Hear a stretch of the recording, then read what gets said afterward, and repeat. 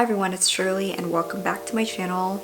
It's been a while since I've posted or even filmed a video on this channel. I thought that during the quarantine I would have more time to post videos, but life just drained me more than I expected and I just kind of had to step away from social media. I'll go into where I've been and updates on this channel at the end of the video if you're interested, but I thought I would ease back into making videos by filming a favorites video, since these are one of my favorite videos to film. I just really love sharing products that I've been enjoying and geeking out over things that make me happy. So today I'm bringing you my quarantine favorites of 2020. Since I'm back at home during the quarantine, I've had a chance to try out a lot of products.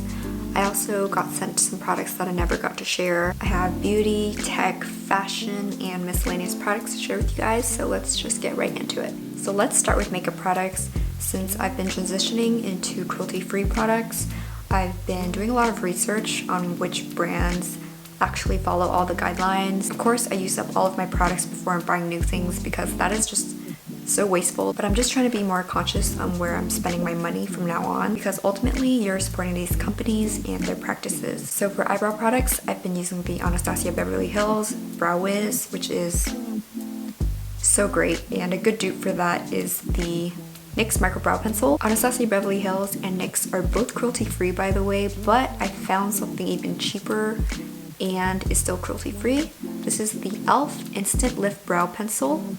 Of course, it's not as thin as the Anastasia Beverly Hills Brow Wiz or the Micro Brow. I find that e.l.f.'s formula is less dry than the Brow Wiz or the Micro Brow, which makes it a lot easier to spread the pigment across your brow. And it comes with a spoolie, which I really appreciate. If anyone is wondering, I have the shade Deep Brown. Definitely give this a try. It's super affordable and easy to find at your local drugstore. Next, I have a concealer. I know I've said before that my favorite concealer from the drugstore is the Maybelline Fit Me, but Maybelline is not cruelty-free, so I had to find a better alternative once I ran out. And I decided to try the e.l.f. 16-Hour Camo Concealer, and this stuff is so high coverage. I'm just gonna say it, the coverage of this is better than the Maybelline Fit Me. I will say though that the 16-Hour Camo Concealer can get cakey. It's not as forgivable as the Maybelline Fit Me. Maybelline Fit Me concealer is more liquidy and almost hydrating, but this, once you put it down, is not going anywhere, and this actually covers up my dark circles, which I've never had a concealer do before. I just kind of accepted that they would never be able to be covered up, but this concealer is just so good, so affordable. I feel like you can also highlight with this. I have the shade Light Sand if anyone wants like a reference, and I will definitely be repurchasing this. Next, I have a mascara. This is the JoWa Beauty Lash Up Rising Volumizing and Lengthening Mascara. I received this courtesy of Influencer about 3 or 4 months ago, and I'm wearing it today in case you're curious. This is probably the best drugstore mascara I've used for lengthening my lashes. As for volumizing, I haven't really found a mascara that gives me what I want, because my lashes are so sparse and thin and straight. I like that this doesn't clump up on my lashes even if you apply multiple layers, and it's also cruelty-free. So the next product is a foundation. This is a new product in my collection, but I just need to talk about it. This is the Dose of Colors Meet Your Hue Foundation. I actually received this as a giveaway prize from one of my fellow YouTubers from the YouTube lifestyle group. Shout out to Steph Pans on YouTube if you're watching, hello. So some of you may know that my holy grail foundation was the Estee Lauder Double Wear Stay in Place foundation, and as much as I love the coverage and the finish of that foundation, Estee Lauder is not cruelty free. So I thought if I'm gonna spend money on a high-end foundation, I might as well find one that is cruelty-free. And although the Meet Your Hue foundation is not the Double Wear foundation, I am in love with this foundation and how it looks on my skin. This is a medium to full coverage foundation, and it's super lightweight, so you can barely feel it on your skin. Whereas with the Double Wear, sometimes it could look cakey or it could look like a mask. I love that this has a pump And just look at how sleek the packaging looks. It's frosted glass. Also, I have to mention that this is vegan, cruelty-free, talc-free, paraben-free, oil-free, and fragrance-free. I'm planning to do a review on this foundation on my oily skin. If that's something you would like to see, please let me know. For reference, I have the shade 111 Light, which is a light with neutral undertones. I believe that this foundation has 42 shades last time I checked the website, so if you can find your shade and you're interested in trying it out, I say go for it. I have more to say about this foundation, but I want to save it for the review, so keep your eyes peeled for that. That video will be in the works. As for makeup palettes, I have quite a lot, but if I had to choose one that I would bring with me to travel, it would have to be the Tarte Clay Play Face Shaping Palette. This is the Volume 1 palette. I have not tried the Volume 2 yet, so I can't see how they compare. I love multi-use and multi-functional palettes or products. All of the shades are matte except for this shade right here. These tan and brown shades I use on my eyes, and I use this dark shade right here for my brows and also to line my eyes. There's also 3 highlighting shades. I can take this palette with me and I'll have my eyebrows, my eyeliner, my eyeshadow, my contour, my highlight. And not to mention, the mirror is pretty big and it's not that heavy or thick either. It's very compact, and I would definitely bring this to travel if I had travel plans during the summer, but I don't. So moving on to skincare, I recently did a collab with Glowish for the second time. I know I didn't get to share it since I wasn't on social media, but I will definitely link it in the cards up above and in the description box. Glowish basically critiqued my whole skincare routine, and they sent me 3 products from The Ordinary to try out. And out of all of the products, my favorite one had to be the Marine Hyaluronic Serum. This is a ultra lightweight hydration support with marine-derived vegan water reservoirs. And I don't want to go into too much detail about this product because you guys can watch the Glowish collab video if you're interested. But I really like how this has been making my skin feel. My skin feels very nourished and hydrated and more plump after using this. I only apply this during the day after Essence, and I'm just really surprised that I never heard about this product before. Like, you know how The Ordinary's Niacinamide or the Peeling Solution have like cult followings, and some of their products are just overlooked and underrated and just don't have like a chance to shine. If I had to recommend one product from The Ordinary, it would be the Marine Hyaluronic Serum. The Ordinary is very accessible. You can find them in stores at Ulta or Sephora. I think some of their products might be online only, so you just have to check. If you need a new daytime serum that's really gonna hydrate your skin, this is an option for you. Along the lines of skincare, I have a face brush.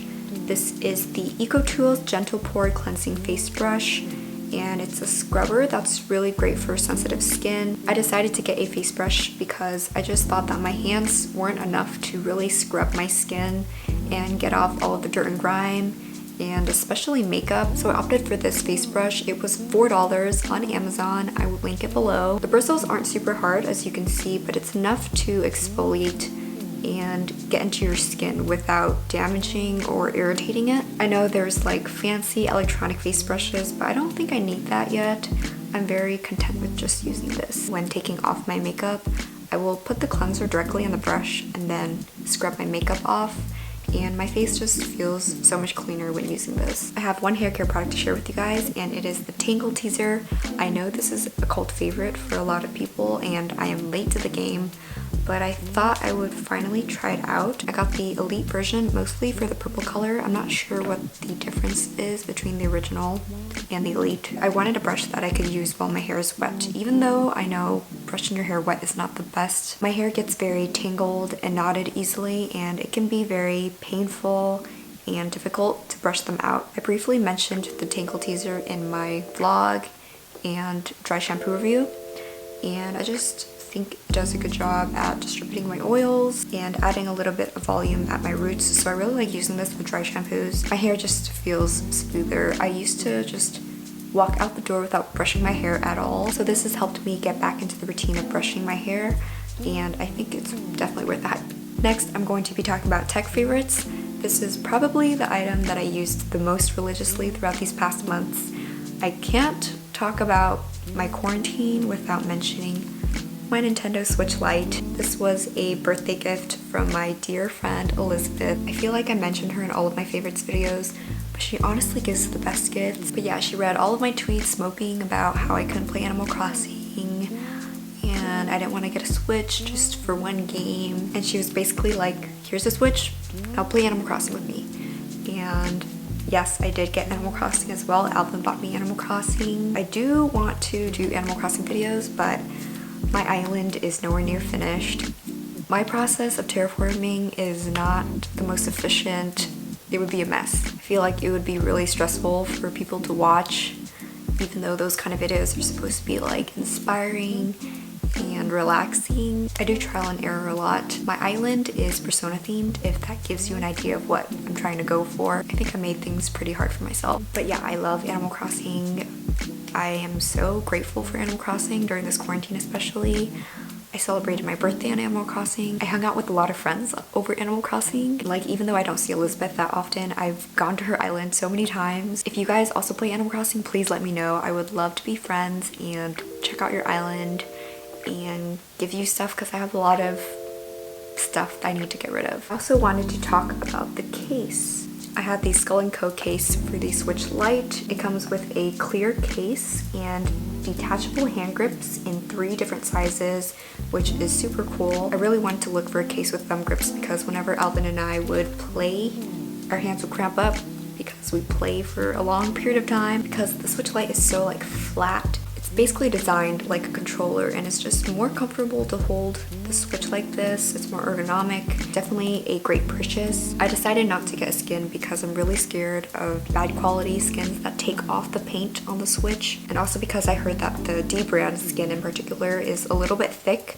so if I did get a skin, I don't think it would fit in this clear case as well. So when my screen protector breaks, I'm thinking of replacing the shell and probably the buttons and the D-pad, and probably the thumbsticks, the whole thing. So I'm rambling on and on about my Switch bit. This has been my baby for the past over 3 months. I got this like at the end of April, and just Animal Crossing has brought me so much joy to escape this cold, dark, harsh reality that we live in. So along the lines of Persona, I feel like a poser for even including this, but I had to mention this is the Persona 3 Dancing in Moonlight video game for the PS4. It is a rhythm game. I got this because I saw that it was on sale, and if you guys don't know, Persona 3 is my favorite game of the franchise. Although Persona 4 and 5 are both masterpieces in their own respect, Persona 3 has a very special place in my heart. And to be honest, I've only played this a handful of times. I've played a good amount of songs, not all of them, but I mostly just watched Alvin and my brother play this because they're really good at rhythm games, and I suck so much, okay? Some songs I can play normal, but I'm most comfortable with easy. I mostly got this for the soundtrack because it's my favorite soundtrack ever. I can listen to Persona soundtracks every single day and not get tired. It's crazy. This was very nostalgic, made me fall in love with the characters all over again, and it made me miss Persona 3 even more. I love that you got to explore and interact with the characters' rooms because in the original games you could not do that, and it's just like an extension of the original games, and everything is remastered, high quality, HD, even the settings that we know and love. It's just everything. And the dancing is very cute and fun, and some of the dialogue is cheesy, but I think that's what I love so much about it. Yeah, I love Persona 3. I think you guys already get the idea. Next, I'm going to be talking about fashion favorites. I made pretty big purchase at Uniqlo recently. I haven't really made big purchases this whole quarantine. I mostly spend on food and boba, but when I saw that Uniqlo dropped a new collection, I just had to cop it. So I got 2 t-shirts for myself from Uniqlo's collaboration with Evangelion. I got a white t-shirt with this scene on it. It's very aesthetic and minimal. It reads "After that and the end, not and anti." I don't really wear white shirts that often because I feel most comfortable in black clothing, as you can tell, but I hope that I can incorporate more lighter shades into my wardrobe. The second shirt is a black tee. No surprise here. This is the Magi Systems design. The pocket is really cool. It's like a little folder. It says "Under Deliberation." And on the back is like the interface supercomputers that they use to pilot the Avas. I got the white shirt in an X small and the black shirt in a small so that this one could be a little more baggy. And I'm really happy with the quality of these shirts. They're also very soft. I got 3 shirts for Alvin and a shirt for my brother. And we're definitely gonna wear these shirts to the theater when the new Evangelion movie comes out. Whenever it comes out, since it got pushed back because of the coronavirus. I'm really happy that I ordered early and got our sizes because for the Uniqlo Gundam collab, we took our time with getting the shirts because we didn't think that they would sell out. But they sold out of the sizes of the shirts that we wanted. But this time it didn't happen, and I think a lot of sizes are still available in stores and online, so cop them before they run out. Lastly, I have some miscellaneous favorites to share with you guys. I have 2 pins to talk about. Both of them were from Elizabeth.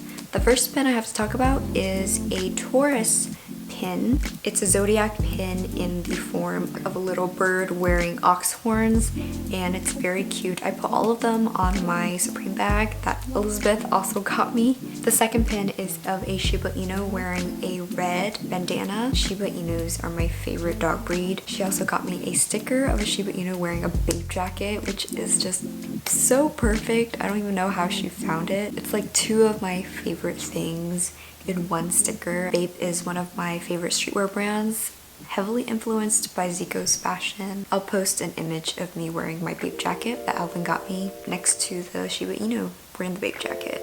That's both of us. And that is it for my quarantine favorites. I really hope that you guys enjoyed me rambling about random things. Now I want to touch on where I've been these past 2 months. If you've made it this far and you're listening, kudos to you, because I think this is going to be a pretty long video. I've always tried to post at least once a week or every 2 weeks, and I kept that up for a year and a half, and then COVID-19 happened and anti-Asian violence and police brutality happened. It's been over 2 months, and this is the longest I've gone without posting a video. So I had my birthday vlog edited, uploaded, and ready to publish about a week after my actual birthday. But around that time, a lot of anti-Asian violence started happening, and just being on social media and constantly checking the news was just very overwhelming. I would come across so many videos and posts of really horrible actions and behaviors and just violence against people of color, and I would end up in tears of anger, sadness, and hopelessness. For me, it just felt wrong to post normally when everything was going on and people were suffering. And I'm extremely privileged. I acknowledge my privilege to even be able to take a break from YouTube, because I know a lot of people do this for a living and this is their main source of income. And I really admire content creators who do this for a living, because the grind never stops. But sometimes it's really hard to put yourself in front of a camera during a crisis. I felt guilty promoting products from collabs or just stuff that I've been sent, even though I genuinely enjoy them. I just didn't want to seem nonchalant about everything, like it wasn't my problem, it wasn't affecting me. Although I've been very fortunate to have not experienced racism, I am still indirectly affected by it, and I wholeheartedly support the movement. And I know the point of the movement is not to hinder anyone or make anyone feel guilty. Like, for a long time, I felt guilty about not doing enough. Even though I was donating to all these charities, I was signing all these petitions, I would just think that I'm not contributing enough.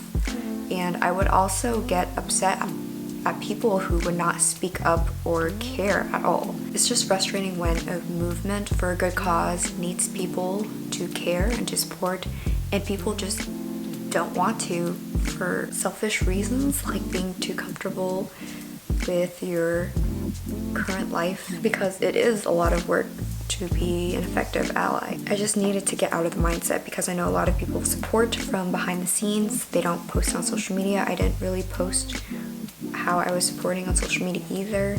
I did post a lot of resources and stuff, and I just wished that everyone would, because this movement needs more people to speak up about it. This has been going on for so long, and we're still where we are. And it's like we're going backwards, like history is repeating itself. So I realized that I can still be an effective ally while having my hobbies, because I really missed making videos as a creative outlet. I just had this irrational feeling of guilt for posting as normal, like I was ignoring everything that was going on in the world, but that is not the case. So I am back.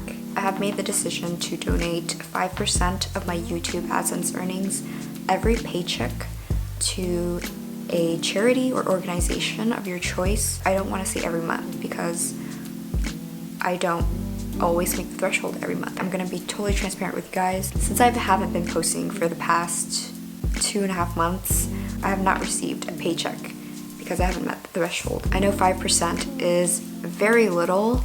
I wish that I could donate more, but I am still a full-time student making videos as a hobby. I still haven't figured out which charities or organizations I want to donate to yet, but I'm looking into women-focused ones, so I will definitely keep you guys updated. I keep forgetting to use the community tab on YouTube, but I do want to post polls so that you guys can participate and answer like questions that I have for you, because your input really matters.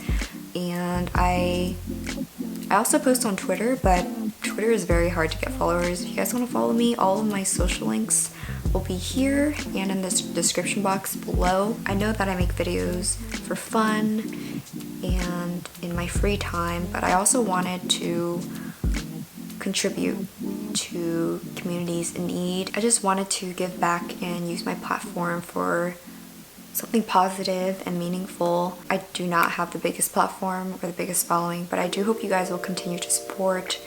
All you really have to do is continue to watch, like and comment on my videos, and participate in the polls, because I do want to hear what you guys think. I hope that my community posts have been showing up on your feeds, because I know that has been a problem for some content creators because YouTube has been acting up. I appreciate every single one of you, and I'm really grateful that you stuck around even though I've been missing in action for 2 months, and I hope that you'll continue to support me and this channel. I think that is all I have to say. I did not plan this out, so I don't know if I missed something or maybe something didn't make sense, but I hope that you got the gist of what I was trying to say. I have a few collabs in the works, but I also want to hear what you guys want to see from me next. Please leave it in the comments down below. Please continue to support the movement and educate everyone around you. Sign those petitions, donate to whatever you can, even supporting local businesses. Stay safe out there, wash your hands, wear your masks, social distance, do your part to flatten the curve. Thank you guys so much for watching, and I will see you in the next video. Bye!